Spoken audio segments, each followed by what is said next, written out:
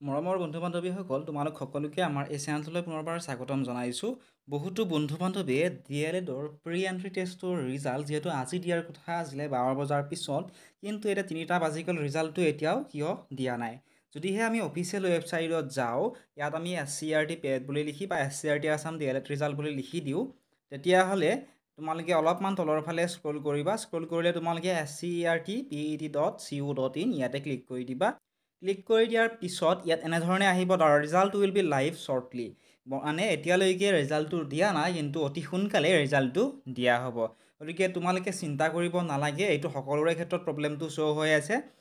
আৰু কোনো এটা ইয়াৰত আগৰ কেইটা বছৰতো মই ভিডিঅ' আপলোড কৰি আছিলোঁ, গতিকে কোনো এটা বছৰত সঠিক টাইমত ৰিজাল্টটো দিয়া নাই। ৰিজাল্টটো দিব, কিন্তু অলপ হয়তো তোমালোকে গধূলি 4-5টামান বজাত তোমালোকে ৰিজাল্টটো চাব পাৰিবা।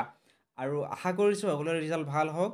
তোমালোকে কিমান নম্বৰ আশা কৰা বা তোমালোকৰ ৰিজাল্ট দিয়াৰ পিছত কিমান নম্বৰ পোৱা কমেণ্ট ছেকশ্যনত তোমালোকে জনাবলৈ নাপাহৰিবা।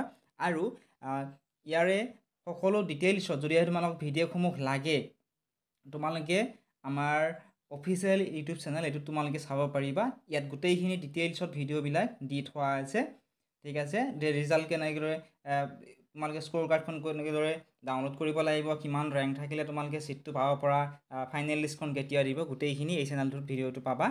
তোমালোকে চাই ল'বলৈ নাপাহৰিবা। কমেণ্ট ছেকশ্যনত লিংকটো যদি সোধা মই দি দিম, তোমালোকে তাৰ পৰাও চাই ল'ব পাৰিবা।